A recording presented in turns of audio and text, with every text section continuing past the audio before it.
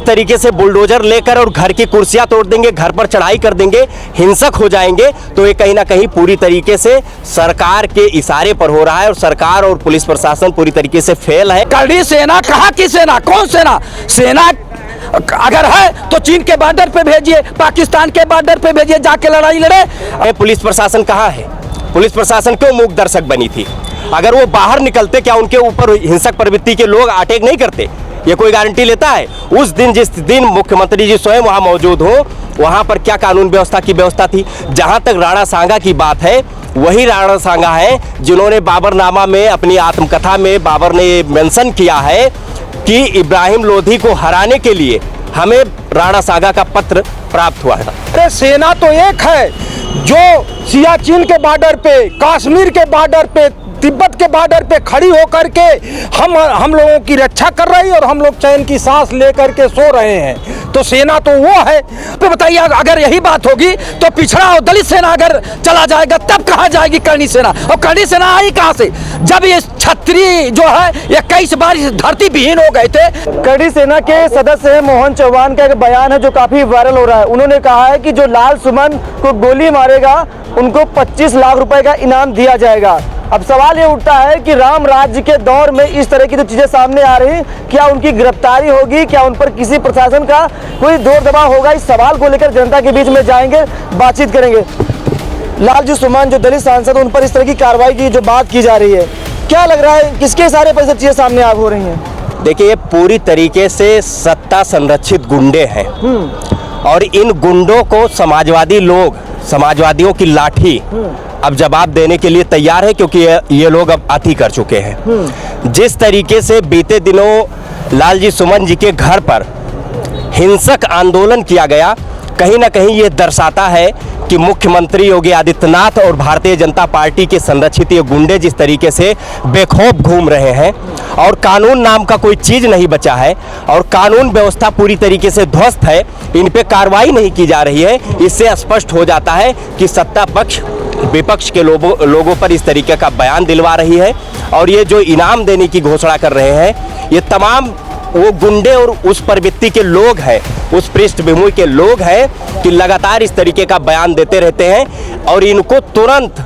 Jail में भेजना चाहिए, मुकदमा दर्ज करना चाहिए।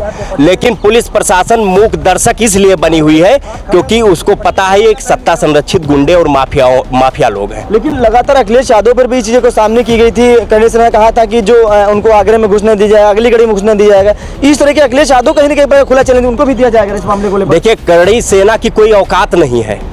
ये सेना जो है, ये करड़ी भड़ी सेना की कोई औकात नहीं है। अगर इनकी औकात होती तो जाके चीन के बॉर्डर पर युद्ध करें। कौन सी ये सेना है? कहाँ की रजिस्टर्ड सेना है?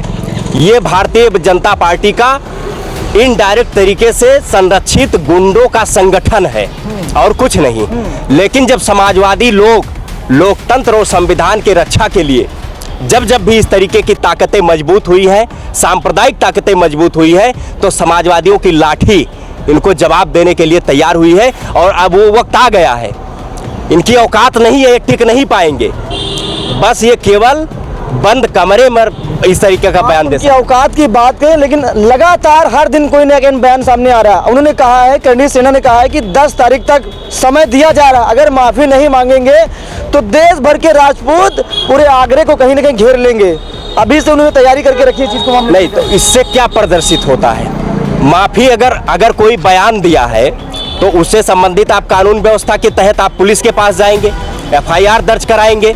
लेकिन जिस तरीके से बुलडोजर लेकर और घर की कुर्सियां तोड़ देंगे, घर पर चढ़ाई कर देंगे, हिंसक हो जाएंगे, तो ये कहीं ना कहीं पूरी तरीके से सरकार के इशारे पर हो रहा है और सरकार और पुलिस प्रशासन पूरी तरीके से फेल है।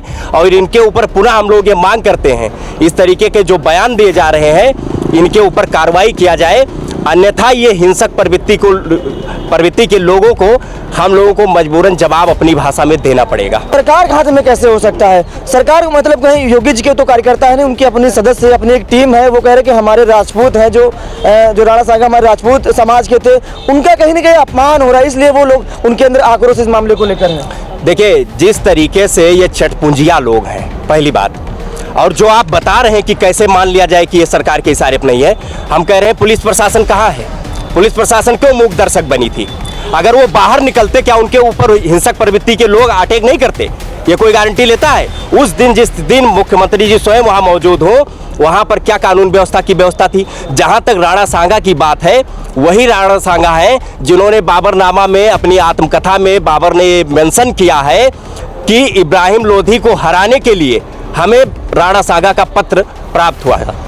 15 मार्च 1527 को जब खानवा का युद्ध होता है, आपस में समन्वय नहीं बैठ पाता है, तो वही राणा सांगा हारते भी हैं। तो यहाँ पर समाजवादी पार्टी राणा सांगा की वीरता पे सवाल नहीं उठा रही है। उनके अगर अनुयायी हैं, उनको अपना महापुरुष मानते हैं, तो उनका सम्मान करती है। वो एक तर्क के आधार पर कहा गया बयान है। लेकिन ये जो भारतीय जनता पार्टी के सांप्रदायिक तत्व हैं और हिंसा फैलाने का कार्य करते हैं, नफरत घोलने का कार्य करते हैं, हमारे देश के आदर्श कौन है? भगत सिंह है, राजगुरु हैं, सुखदेव हैं, डॉक्टर अंबेडकर हैं, जिन्होंने गैर बराबरी, असमानता के खिलाफ लगातार संघर्ष किया।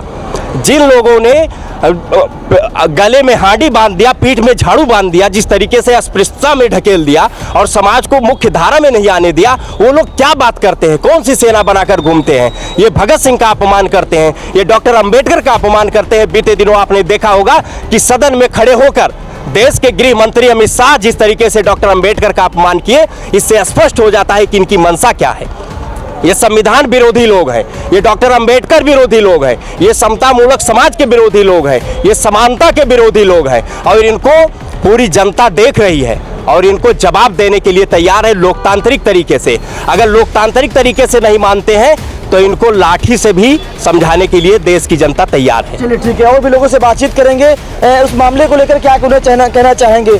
25 लाख रुपए का इनाम दिया जाएगा जो लाली सुमन को कहीं ना कहीं गोली मारेगा। इस तरीके से जो भाषा यूज की जा रही है, किसके द्वारा ये सब क्यों किया जा रहा है? इसके पीछे क्या राज हो सकता है? रामजी लाल सुमन वरिष्ठ सदस्य हैं राज्यसभा के, और राज्यसभा में उन्होंने जो कुछ बोला है, तो अगर वो गलत बोले होते तो सभापति महोदय उनकी सदस्यता निरस्त कर देते और वहीं से उनको जेल भेज देते। कानून का राज है, संविधान का राज है, न कि करणी सेना का राज्य चल रहा है। भाई संविधान क्या करता है, कानून क्या करता है? वो तो अगर कोई गलत काम करता है तो उसको जेल भेजता है। तो ऐसा तो हुआ नहीं। तो इसके मतलब जो है करणी सेना अनायास का दबाव बना रही है, यानी सामंतवादी प्रथा लाना चाहती है, जैसे पहले के जमींदार लोग किया करते थे वो लाना चाहती है। उन्होंने जो बोला है, अगर वो बोले तो तमाम विद्वान बैठे हुए थे सदन में, वो अपना जो है पक्ष रखते जो है सभापति महोदय के पास कि इनकी सदस्यता समाप्त की जाए, इन्हें जेल भेजा जाए, लेकिन ऐसा किसी ने नहीं मांग किया। करणी सेना कहीं ने आह्वान कर चुकी है। उन्होंने कहा कि अखिलेश यादव को भी अलीगढ़ में, आगरे में नहीं घुसने दिया जा रहा है। मतलब पूरा दम के साथ ये बातें सामने उन कैमरे पर सीधे सामने आ रहे हैं। कौन कह रहा? देवकी नंदन और जसोदा नंदन को कौन रोक लेगा भाई? आप बताइए, अगर यही बात होगी तो पिछड़ा और दलित सेना अगर चला जाएगा तब कहाँ जाएगी करणी सेना? और करणी सेना आई कहाँ से?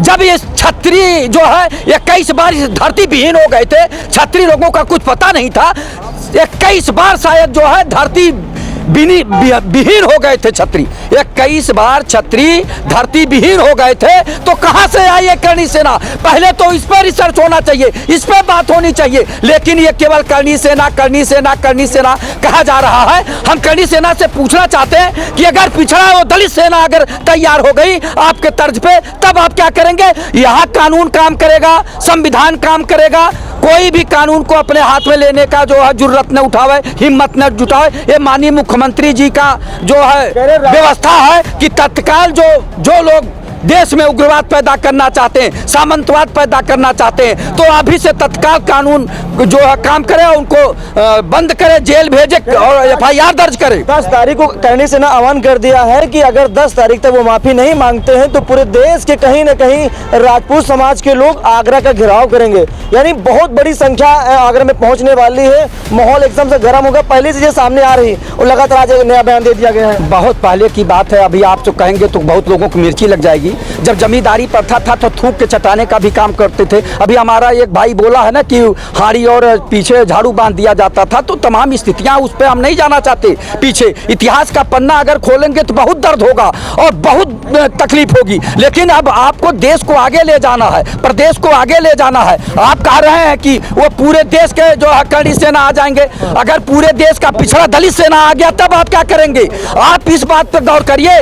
देश को संविधान के अनुसार अनुसार चलने दीजिए। यहाँ कानून का राज होना चाहिए, संविधान का राज होना चाहिए। करनी सेना पैरेलल सरकार चलाना चाहती है क्या? योगी आदित्यनाथ जी माननीय मुख्यमंत्री से बड़ी हो गई है करनी सेना? करनी सेना कहाँ की सेना? कौन सेना अगर है तो चीन के बॉर्डर पे भेजिए, पाकिस्तान के बॉर्डर पे भेजिए, जाके लड़ाई लड़े। आज से 75 साल पहले जाइए, क्या दशा थी जो लोगों की। जैसे अभी हमारा छोटा भाई बोल रहा था कि क्या क्या सहे हैं ये लोग, तो अब जो है अब वो दबाव में नहीं आएंगे। अब कुछ पढ़ लिख लिए हैं, कुछ जानते हैं, इतिहास के बारे में भी पढ़ रहे हैं, कानून के बारे में भी पढ़ रहे हैं, जानकारी भी हासिल कर रहे हैं। तो अगर रामजी लाल सुमन जी सदन में कुछ बोले हैं, अगर गलत है तो सभापति महोदय को तत्काल उनकी सदस्यता समाप्त करनी चाहिए, तो उन्हें जेल भेजना चाहिए था। करनी सेना की तरफ से जो बयान दिया गया है कि जो लालजी सुमन को गोली मारेगा उसको 25 लाख रुपए का मुआवजा मिलेगा, तो ऐसी बातें सामने आ रही हैं। इस देश में सेना एक ही तो है। हम तो एक ही सेना को जानते हैं, वो जो भारत की सेना है। ये करणी सेना, फलाना सेना, ढेकाना सेना, अगर ये सेना है तो इनको सीमा पे लगा दो। अच्छा। और वहाँ पे चल करके जो बाहरी ताकतें हमारे देश को विखंडित करने का प्रयास कर रहे हैं उनसे लड़े। अच्छा।